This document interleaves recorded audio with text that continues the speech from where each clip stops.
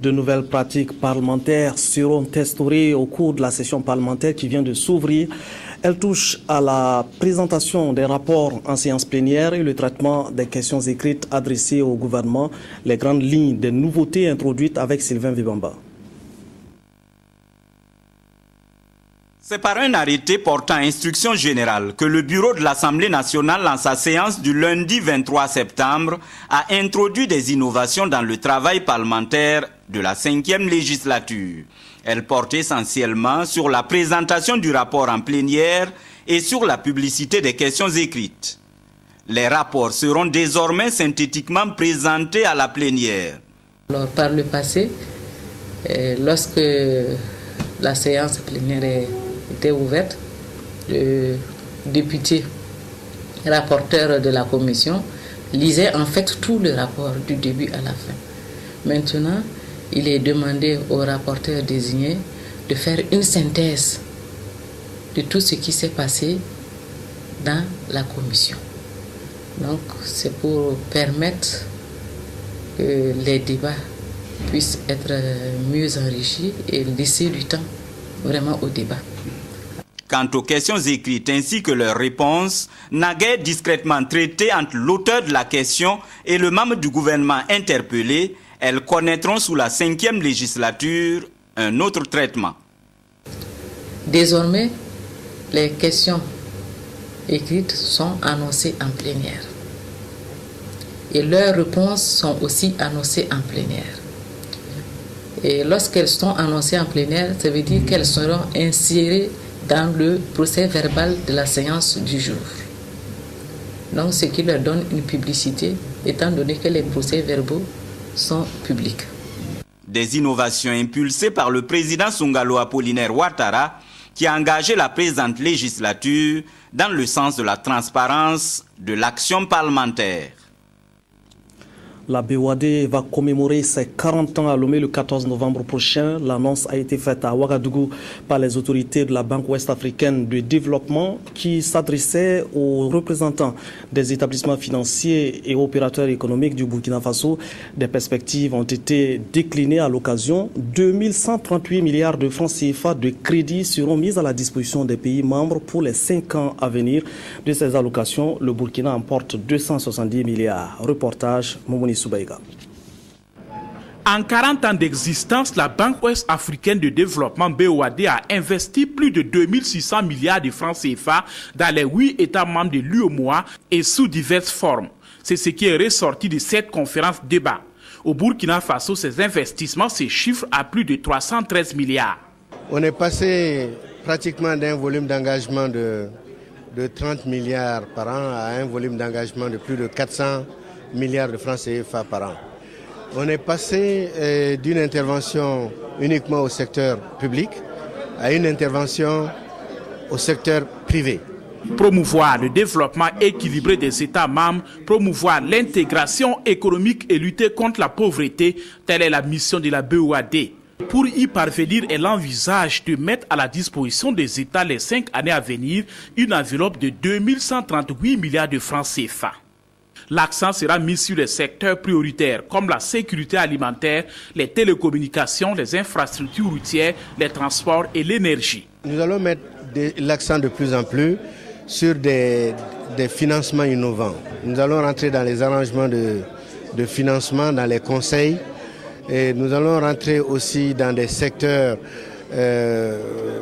importants, mais qui sont relativement nouveaux comme l'environnement. En perspective, la banque prévoit 270 milliards pour le gouvernement burkinabé et 65 milliards pour le secteur privé en prêts divers. Le ministre de l'Habitat et de l'Urbanisme et des acteurs du privé ont loué les efforts déployés par la BOAD pour accompagner le Burkina Faso dans ses actions de développement. Cependant, le secteur privé dit attendre plus de la BOAD pour son plein épanouissement. Le secteur privé souhaiterait qu'il y ait des améliorations au niveau des procédures pour l'accès au financement. Nous exhortons donc la BOAD à mettre des lignes de crédit au niveau des banques primaires pour le financement des PME dans nos États.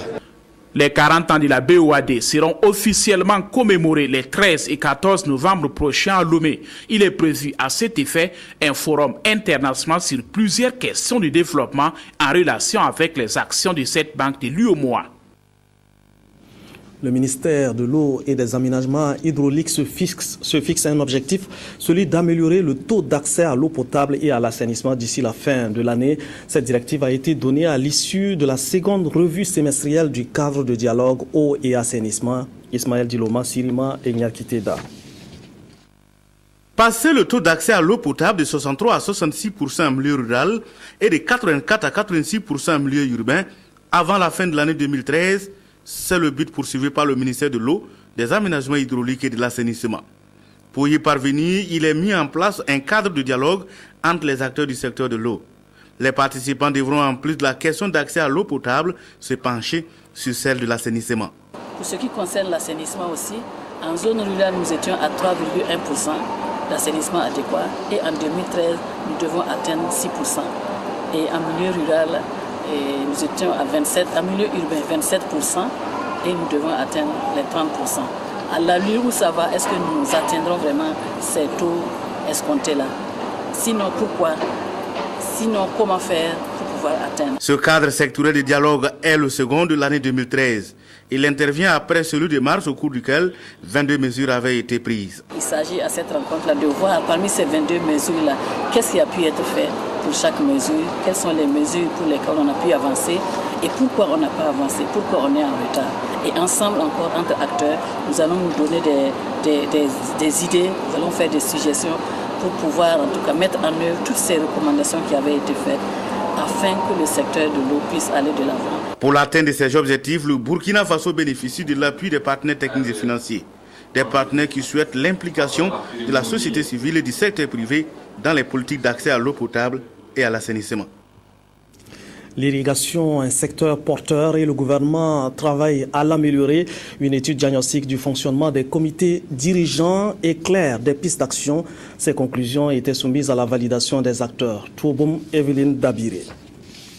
Durant 2 jours, les participants à l'atelier national de validation de l'étude diagnostique du fonctionnement des comités dirigeants auront à apprécier les résultats de l'étude diligentée par le ministère de l'Agriculture et de la Sécurité alimentaire.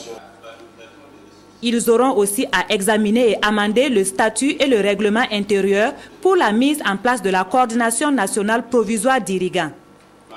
L'idée de cette coordination est née au vu des problèmes que rencontre ce secteur de l'irrigation. Nous avons constaté que les acteurs sur le terrain qui se sont engagés résolument dans l'agriculture irriguée avaient des difficultés quant à la gestion de l'eau, quant à la gestion des infrastructures et des équipements mis à leur disposition pour justement assurer une bonne production agricole. Les attentes de cet atelier sont diverses. Le combat que nous avons, c'est donc d'assainir les comités dirigeants qui existent, de renforcer leurs capacités dans le domaine de la gestion administrative, dans la gestion financière et même dans la gestion technique des missions qui leur sont dévolues.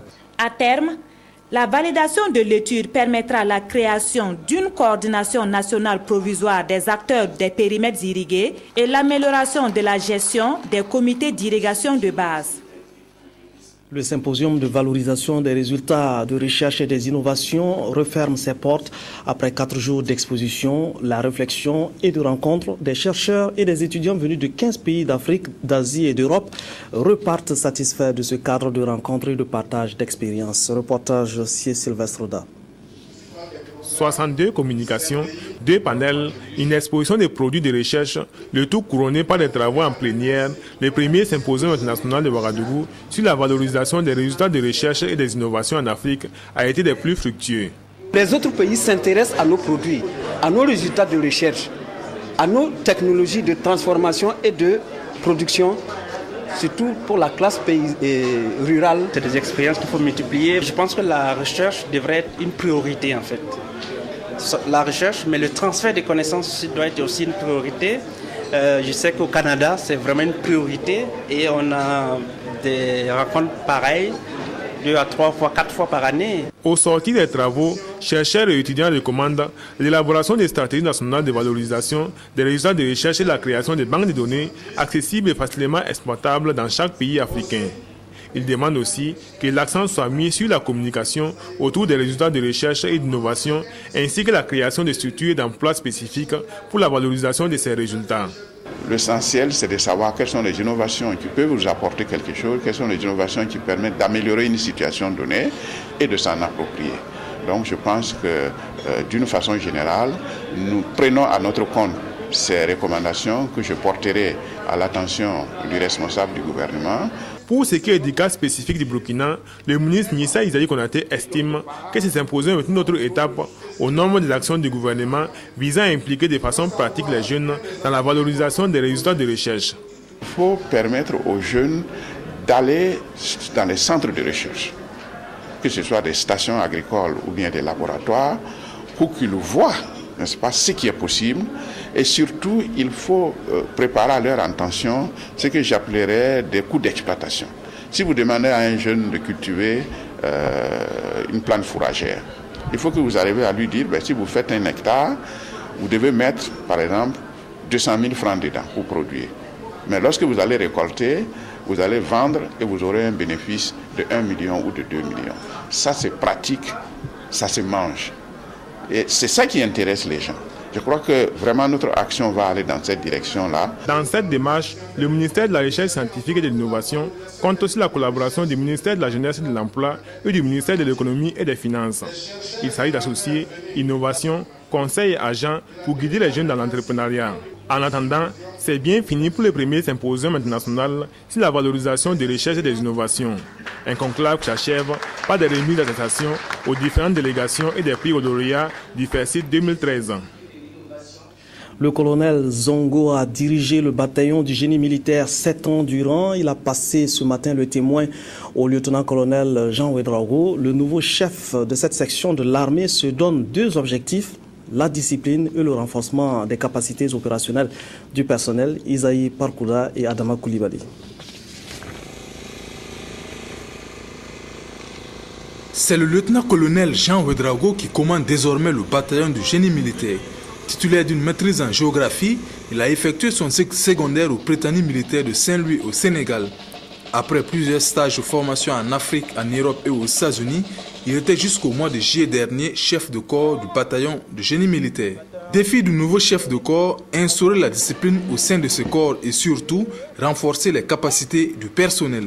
Il y a la formation et l'instruction avec pour objectif de renforcer nos capacités en matière de génie combat, des domaines comme le déminage et la dépollution.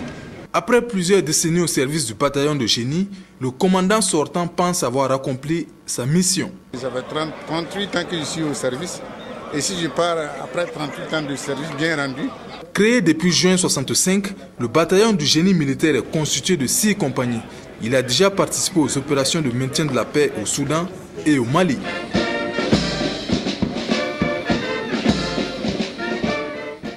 Promaco présente Prudence dans un nouveau look. L'emballage porte un nouveau design, tandis que l'odeur du latex a été sensiblement réduite.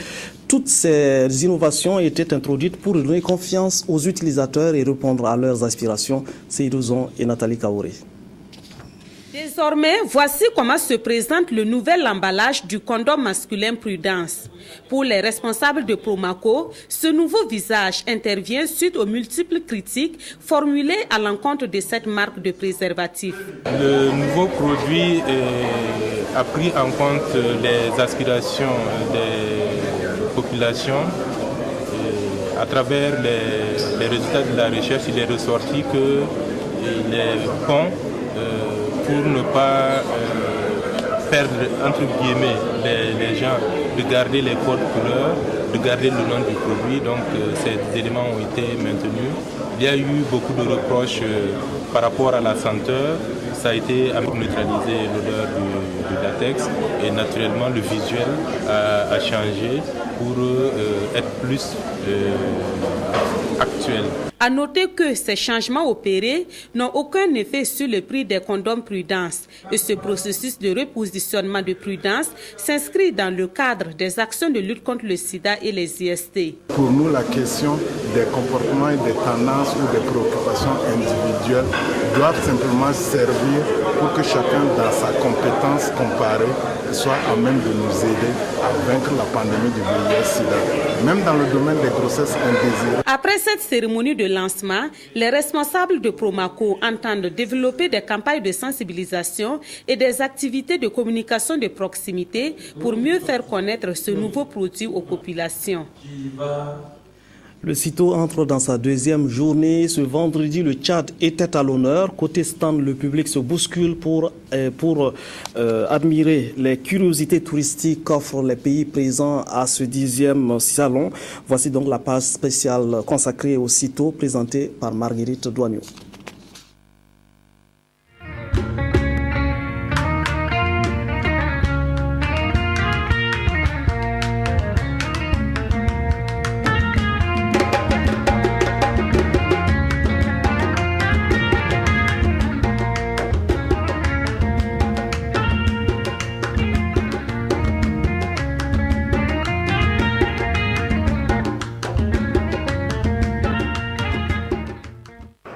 Bonsoir à tous et bienvenue à ce spécial CITO, le Salon international du tourisme et de l'hôtellerie de Ouagadougou qui a officiellement ouvert ses portes hier, 26 septembre. La 10e édition du CITO fait la part belle au TIC, désormais incontournable pour la promotion du tourisme. Le CITO déroule son programme donc autour de cette problématique. Hier, l'ouverture de l'aire d'exposition a eu lieu en même temps que la cérémonie officielle. Voici pour vous l'ambiance à l'ouverture des stands d'exposition. C'est avec Estelle Judith Assogba. À cette 10e édition du Salon international du tourisme et de l'hôtellerie CITO, 2 pavillons abritent les stands d'exposition. Le pavillon des régions et métiers connexes et celui des professionnels du tourisme et de l'hôtellerie. C'est le Premier ministre Béon Luc Adolphe Tiao qui a procédé à l'ouverture officielle de ces locaux où sont logés 150 stands. Aussitôt ouverts, visiteurs, professionnels du tourisme ont envahi ces différents stands pour découvrir et admirer les potentialités touristiques, hôtelières et artistiques des pays participants. Je suis très fier de voir vraiment de belles choses ici parce que étant dans mon domaine, j'ai fait du tourisme et de l'hôtellerie. Étant dans mon domaine, vraiment, je suis fier de voir que vraiment le Burkina Faso a vraiment des richesses. Dans le domaine de l'hôtellerie, chaque pays est venu montrer son savoir et son savoir-faire en vue de conquérir davantage la clientèle. Les pays hôtes participent avec un nombre élevé d'hôtels. Nous sommes venus pour montrer ce qu'on a comme produit au sein de l'hôtel et plus précisément la connexion Internet qui est primordiale. Nous avons 3 types de connexions. La connexion câblée, la DSL, et la connexion Wi-Fi VSAT directement et également la connexion Wi-Fi à travers l'Onatel. Le Niger, par exemple, est l'un des doyens en matière de participation. À cette 10e édition, il est présent avec des objectifs bien précis. Le CITO aujourd'hui, 10 ans. Et le Niger a répondu 10 ans de suite à l'invitation. D'abord, pour marquer notre solidarité pour l'esprit de l'intégration africaine sur le plan touristique et apporter surtout notre contribution au processus d'édification d'une destination touristique ouest-africaine qui soit sûre et compétitive. La Côte d'Ivoire, quant à elle, est venue parler de l'agrotourisme à ce salon. La Côte d'Ivoire est le premier producteur mondial de cacao. Alors nous avons voulu mettre l'accent sur la cacaoculture en Côte d'Ivoire. C'est l'occasion là de présenter les champs de cacaoyers, la cueillette, le concassage, le séchage, jusqu'à la fabrication du chocolat. Je viens de goûter à un succulent chocolat, du chocolat vraiment qui fait à base de cacao. Vraiment, c'était très succulent. J'ai adoré. Du côté du pavillon des régions et métiers connexes, plusieurs régions du Burkina sont représentées. Ces différentes régions côtoient les pays comme le Ghana et le Bénin. Ces exposants sont présents à ce salon pour mieux faire découvrir leur pays à travers des produits artistiques et conquérir des acheteurs. L'objectif est de reconquérir nos amis du Sahel et conquérir également d'autres amis qui vont venir découvrir nos potentialités en matière de tourisme et de culture également. Ce sont des tenues traditionnelles ghanéennes. Bon, d'autres appellent les tenues traditionnelles des Dagara. Mais ça, c'est chez nous, au Oua, on fait ça au Ghana là-bas aussi. Ça aussi, c'est notre tenue traditionnelle là-bas. On veut que les gens n'ont qu'à venir beaucoup pour venir visiter, voir, bon, et payer aussi. Les portes du salon sont ouvertes aux visiteurs à compter d'aujourd'hui et ce jusqu'au dimanche prochain.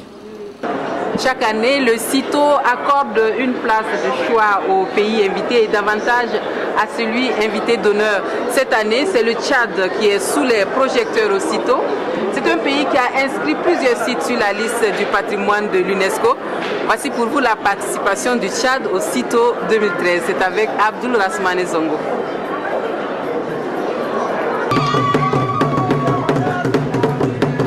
C'est une ambiance empreinte de pas de danse du Tchad, pays invité d'honneur du CITO 2013. Peuplé de 11 millions d'habitants depuis 2009, avec respectivement pour capitale politique et économique N'Djamena et Moundou, le Tchad est un pays de merveille de l'Afrique centrale. En témoigne sa diversité de faune et de flore, d'étendues désertiques, de parcs alimaniers, de falaises et de lacs, notamment les lacs Ounyanga, inscrit au patrimoine mondial de l'UNESCO. À cette journée du pays invité d'honneur, Burkinabés et Tchadiens ont pu apprécier ensemble danse et mets du pays de Toumaï. J'ai eu l'impression de me retrouver dans le Moun quand vous écoutez ce balafon ou dans le sud-ouest. Et j'ai été agréablement surpris. En dehors de la formation, de la texture même de l'instrument, c'est exactement les mêmes sons. Quelque part donc, c'est pour dire que nous avons des points communs et des similitudes extrêmement importantes qui font que, j'allais dire, l'Afrique est une. Nous, quand on arrive au Burkina, nous sommes burkinabés. Donc, tout ce qu'on a vu hier à l'ouverture, ça nous a réjouis. Et je dirais que c'est une cérémonie réussie. On ne croise pas les bras, hein. C'est pour ça que je vous parlais tout à l'heure de vous rendre l'appareil. Vous nous faites honneur. L'année prochaine, en 2014, ce sera votre tour chez nous. Le Tchad est à sa 3e participation au CITO, un rendez-vous majeur du tourisme et de l'hôtellerie en Afrique de l'Ouest. Les tours opérateurs présents au CITO 2013 ont d'abord fait un détour par le Grand Ouest, histoire d'avoir une idée précise de l'offre touristique dans cette zone. C'est une opération de séduction voulue par l'Office national du tourisme burkinabé pour permettre à ces professionnels du tourisme de mieux vendre la destination Burkina Faso à l'extérieur. Voici donc l'étape 1 de l'Éduc Tour 2013, c'est avec Karim Patrick Namouano.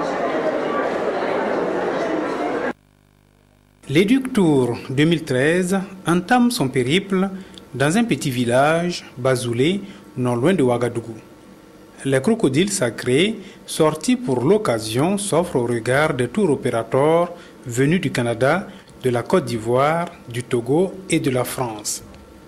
La curiosité est de mise avec tout de même de la peur. Après Bazoulé, les tours opérateurs se retrouvent à Bobo-Dioulasso pour la visite de la vieille mosquée de Dioulasso-Ba, construite vers 1880. L'architecture de type soudanien et les matériaux de construction ont constitué le centre d'intérêt des touristes. J'en avais entendu parler, je l'ai vu en photo et c'est la première fois que je la visite et je suis vraiment satisfaite. C'est très joli, c'est très pensé. J'ai été nommée, mandatée par l'Office du tourisme pour représenter l'ONTB au Canada et aux États-Unis. Et c'est avec plaisir que l'année prochaine, on sera là avec des tours opérateurs du Canada et des États-Unis. Dans le vieux quartier de Dioulasso-Ba, à travers des dalles et ruelles, le guide saisit chaque opportunité pour relater l'histoire des peuples Bobo, bâtis autour de la maison mère, Konsa, datant du XVe siècle. Dioulasso-Ba, c'est aussi cette chaude ambiance rythmée de chaleur humaine. C'est la première capitale, mais en venant ici, on a l'impression que cette ville est plus importante qu'Ouaga. Il y a la vie, surtout le guide nous expliquait dans le bus que c'est une région reconnue pour sa culture, sa richesse culturelle. Et là, vraiment, on a eu la preuve.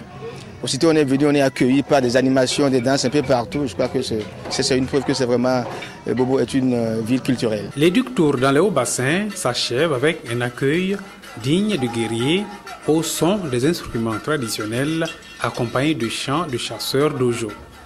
Nous sommes ici à Numundara où repose le chef Tiefo Amoro, intrépide guerrier qui aurait résisté aux invasions de Samori Touré. Un tour dans le mausolée et dans la salle d'exposition des armes et des objets de son époque a émerveillé les représentants des tours opérateurs qui garderont sans doute de bons souvenirs de leur sortie touristique dans les Hauts-Bassins. Les guides du tourisme au Burkina Faso n'ont pas attendu le CITO 2013 pour se mettre à l'heure des technologies de l'information et de la communication. Djimo Latif Dada est de cela. Il a fait des TIC son outil de travail depuis bien longtemps. Guide mais également interprète et traducteur, Latif fait le bonheur des touristes de passage dans les cascades. Voici son portrait que nous dresse Yolande Lompo. Titulaire d'une attestation délivrée par l'Office national du tourisme du Burkina en 2002, ce guide de profession est un spécialiste de la région des cascades. Le lac aux hippopotames de Tengrela, le baobab sacré de Toumousséni, les pics de Sendou, les dômes de Fabédougou, les termitières à perte de vue de Tiekoura et même la forêt de Foulonzo n'ont aucun secret pour lui. En tant que guide dans ma région, je pense que je suis aussi l'ambassadeur de ma région ou l'ambassadeur même du Burkina. C'est un boulot. C'est un boulot comme un médecin. Qu'est-ce que moi aussi je donne au retour à ma région? Je donne une bonne image d'abord de mon pays. Le CITO étant une vitrine pour faire connaître sa région et son pays à l'international, Djimo Latif Dada en est à sa 8e participation. Également titulaire d'un diplôme délivré par l'Institut des langues d'Accra, il porte la double casquette d'interprète-traducteur et est un amoureux de l'artisanat. Premier à mettre en place une boutique d'objets d'art dans la région des Cascades, il est le président d'une association qui œuvre pour le développement de la culture, de l'artisanat et du tourisme. Les gens me disent souvent artisan, peut-être c'est par rapport à la boutique d'objets d'art qui fait que les gens me disent que je suis artisan. Sinon je ne suis pas en tant que tel artisan, mais si on peut m'appeler ainsi, voilà, parce qu'actuellement vous pouvez le voir, vous avez tout ce qui est recherche artisanaux de la région des Cascades que je représente. On est venu avec ces canaris qui sont les canaris de Sendou, qui est de Sendou. Ça c'est pour les Gouins, ça c'est pour les Caraboros. Et j'ai mené pas mal de trucs, contacté aussi des transformateurs et transformatrices, récupérer les trucs pour venir présenter. Cette année je suis avec la direction régionale, c'est la direction régionale qui est à ce stand. Et en tant qu'un homme ressource quand même de la région et un pionnier aussi des expositions au niveau du CITO pour présenter la région des Cascades, ils m'ont attaché à eux. De par ses immenses ressources naturelles, touristiques et industrielles, la région des Cascades occupe une place stratégique dans la structure économique du Burkina Faso. Et pour ce jeune Burkinabé de 43 ans, avec plus de 20 sites touristiques, cette région est un véritable paradis pour les visiteurs.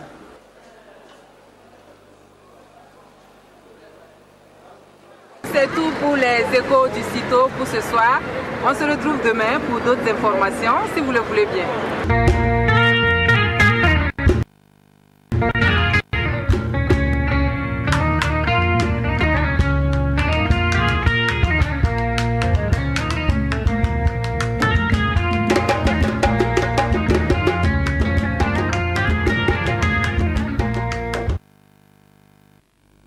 Avant de nous quitter, parlons de paix. Une nuit de la paix a été organisée par le Burkina Nouveau France pour lancer ses activités dans l'Hexagone. Le président de l'association y était présent à la tête d'une forte délégation pour installer les membres du bureau de l'association en France. C'est Yacouba Tapsoba qui va animer l'association en France. En rappel, l'association Le Burkina Nouveau, née au lendemain de la crise de 2011, travaille à l'éveil d'un sentiment patriotique chez tous les Burkinabés et favoriser le dialogue dans toutes les situations de conflit. Reportage Fousseni Kindo. Le Burkina Nouveau étend sa toile au-delà des frontières du Burkina Faso.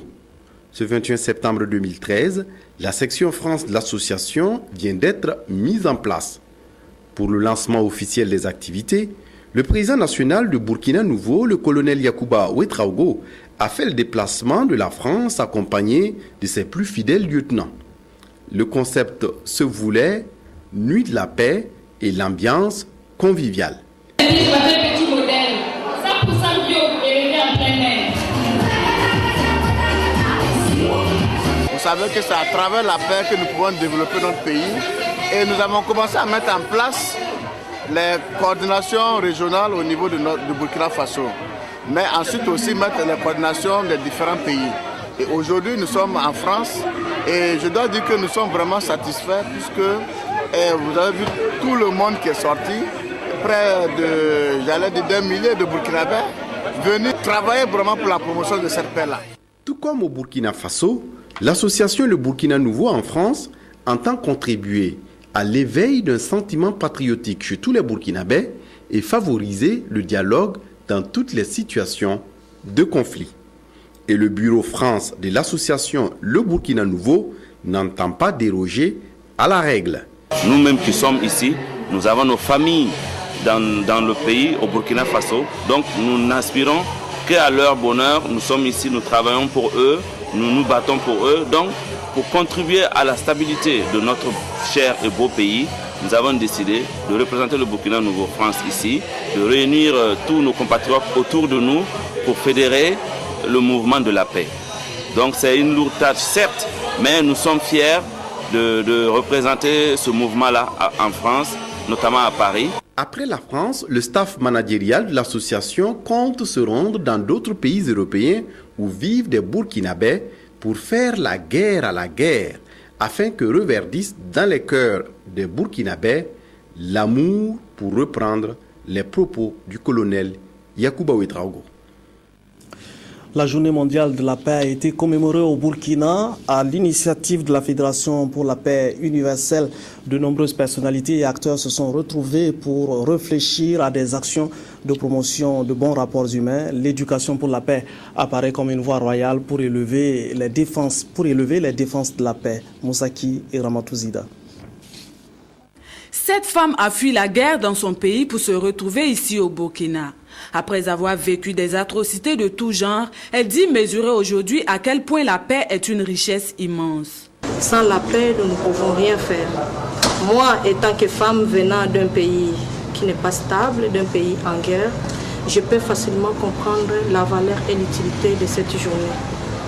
Peut-être que quand je parle, les autres ne peuvent pas comprendre, mais moi je comprends ça très bien, que quand tu prépares ton taux, tu ne peux pas arriver à manger, tu es censé de laisser et puis partir pour dire que la paix, on ne peut pas s'amuser avec. À l'image de cette femme, elles sont nombreuses les populations de par le monde à fuir leur pays en crise.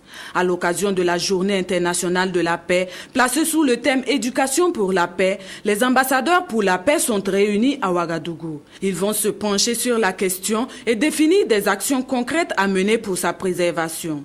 À la tribune, les différents intervenants sont unanimes sur le fait que le respect des valeurs morales, la justice et l'amour du prochain doivent réguler les rapports humains. Ce n'est qu'ainsi que les peuples du monde entier pourront vivre dans l'harmonie et la quiétude. La communauté catholique, pour sa part, a prié pour la paix et la non-violence. Chants, danses et prières ont ponctué l'office dirigé par Monseigneur Léopold Médard Ouedraogo, évêque auxiliaire de Ouagadougou, Béon Romain Lébier et Adama Koulibaly. Ils étaient nombreux à cette soirée de prière organisée ce jeudi 26 septembre 2013 par le diocèse de Ouagadougou. À travers chants, danses et prières, les fidèles chrétiens ont rendu grâce à Dieu au cours de cette célébration de la Journée mondiale de la paix et de la non-violence. En 2001, au niveau des Nations Unies, on a décrété que le 21 septembre serait la journée de la non-violence. Voilà, et de cesser le feu.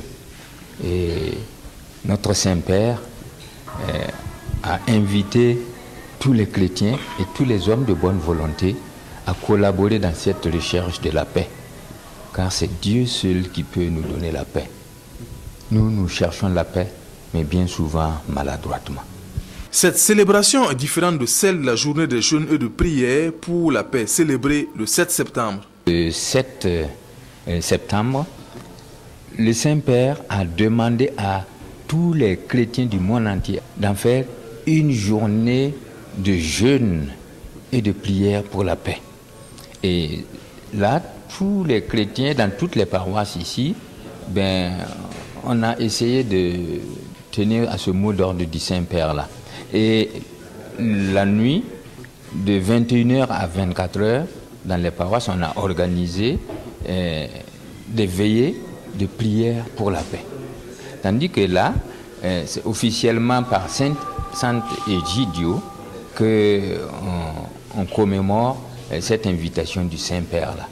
Et c'est la commission Justice et Paix au niveau du diocèse qui a répondu à cet appel-là et qui organise cette messe au niveau de notre diocèse. Pour la paix au Burkina Faso, le diocèse a lancé un appel à toute personne sans distinction de religion. Quand la violence s'installe, les guerres s'installent, d'abord on ne sait pas quand est-ce que cela va s'arrêter. Et ensuite, les victimes, les principales victimes, ce sont les enfants, les femmes, les pauvres et les petits. Voilà. Nous prions pour la paix et nous demandons à tous les hommes de bonne volonté de prier et d'agir en faveur de la paix. Célébrée à la cathédrale de Ouagadougou, la messe d'action de grâce pour la paix sera dite également dans les autres diocèses du pays. Voilà, c'est la fin de cette édition. Merci de nous avoir suivis. Je vous retrouve demain, 20h.